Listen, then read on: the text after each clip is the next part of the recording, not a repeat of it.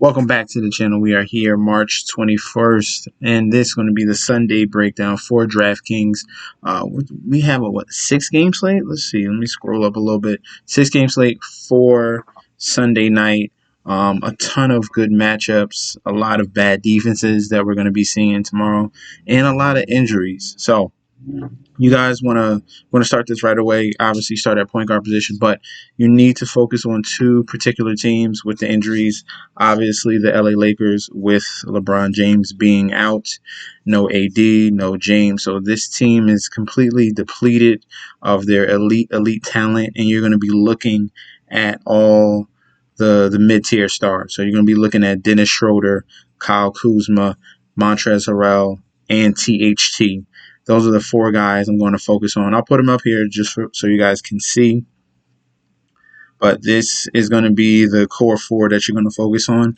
Not saying you should have all these in your lineups, but these are the guys that are going to get the bulk of production with no LeBron James. Obviously, Dennis Schroeder is going to be running at the first unit. Kyle Kuzma should be the main scorer on that first unit. And then that second unit is going to be Montrezl Harrell, who's going to get a boost in minutes, and Horton Tucker, who's going to probably run in the point guard position. He has that capability for the second unit, so he can give Dennis Schroeder a boost, and obviously they'll be playing together as well, probably to end quarters. He provides another scoring element as well. THT, and he is the cheapest out of the four people I did give you. The next team you're going to focus on, so you got that down packed, Lakers. Focus on all those guys.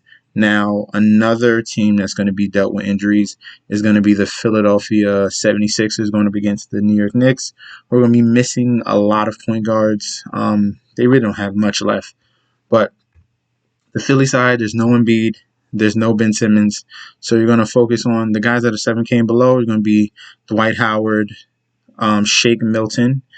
And since you can go with two people, you can either go with Matisse Thybulle, who's going to get minutes, and he's a very strong defensive player. You just need his scoring production to go up, or you're going to go with Seth Curry being out. You're going to go with Furkan Korkmaz. He is their 3-point shooter. Not that great of a defender. He's more liable on the defensive side. You need him to score his threes. So these are the two complete opposite players. One that is very defensive, one that is scoring oriented. You have to choose between the two. Thybulle will get the most of the minutes because of how good of a defender he is, and he's been hitting his threes as of lately. 2 for 4 against the Sacramento, 2 for 2 against San Antonio, just a few games. So once he gets that opportunity, he's going to get a lot of peripherals in the steals department, some blocks. So I prefer him over Korkmaz, but there are the two, cheaper guys that you should look to. A favorite of mine is going to be Dwight Howard and Shake Milton. Milton is going to be running that first unit. He's had some big blow games already this season. 36 minutes against the Sacramento Kings, got you 33 DK. He had a nice performance against Washington and against Indiana. So the upside is there. The price is still cheap. So by all means, go in on Shake Milton. I'll leave him there. I'll leave Howard there for you guys to look at.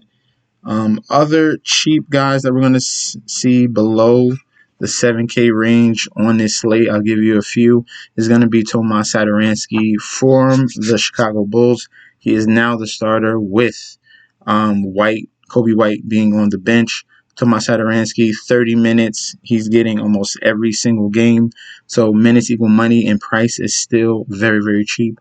Let's use him before he gets over 5K. 4,500. Tomas Satoransky is too cheap.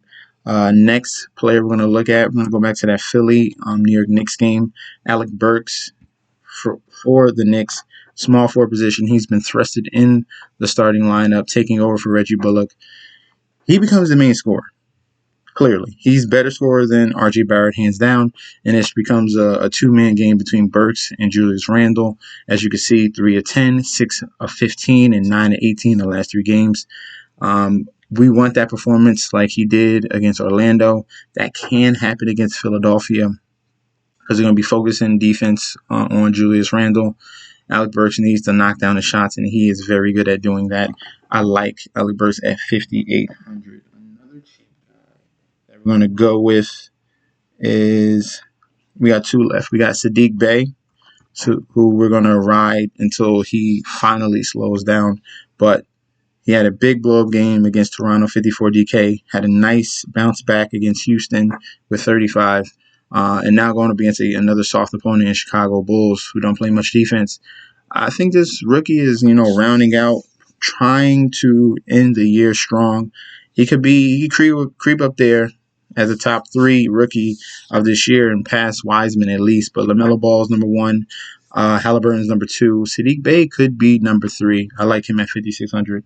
And then last but not least, Maxi Kleber is going to be our final player for today's slate at that center position. If you're looking for some salary savers in that department, because we already like Montrezl Harrell, we already like Dwight Howard. So someone cheaper than both of those guys is going to be Maxi Kleber.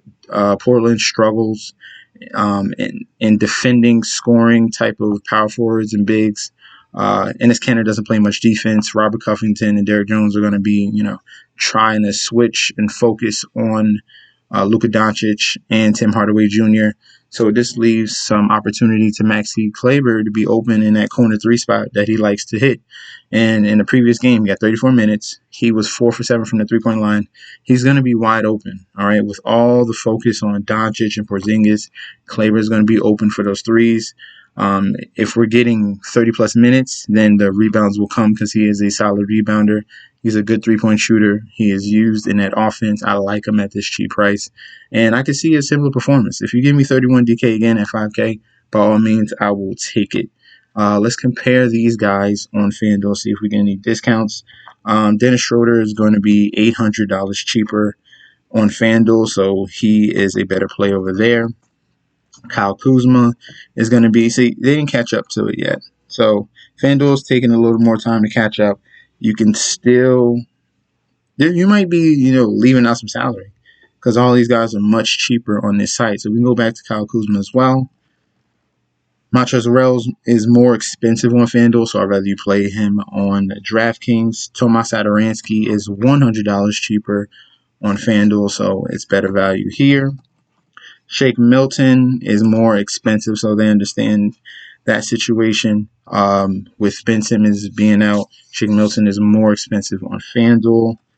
Alex Burks, you get a nice big discount from him, and he's going to be taking most of these shooting from the New York offense between him and Julius Randle. 4,900 for 18 shots. That's almost near a lock. Even Sadiq Bey. Wow, Sadiq Bey, 4,300 gets you almost 1,300 in savings. That's another nice play for, despite the fact that he's a rookie, 30-plus minutes each and every game. And this is a very good matchup going against Chicago and another rookie in Patrick Williams. THT is $200 cheaper. And then Kleber, you can really get cute with him. But, power forward. Power forward position is perfect. You're not going to waste a center spot, which you need to pay up for. Because we got some centers here. Let's see who's the best center on the board. You probably just going to be playing Montrezl Harrell. That's the best center on the board. Chris Boucher can definitely get there with blocks. He could definitely knock down threes, but Montrezl Harrell is my favorite of the center positions. If you want to get cute and go down to Kleber, you can at 3,800 because you really be saving a lot of money from that power forward spot. But lock in on Montrezl Harrell. Definitely for the center position. Let me know how you guys feel about today's core. There might be some more news coming soon. Could be some COVID protocols. You never know. So follow rotoworld.com/NBA. Follow me on Instagram and Twitter at MetsNetsJetsD. Don't forget to like, comment, and subscribe to the channel. And I'll be back tomorrow with another video. Peace out.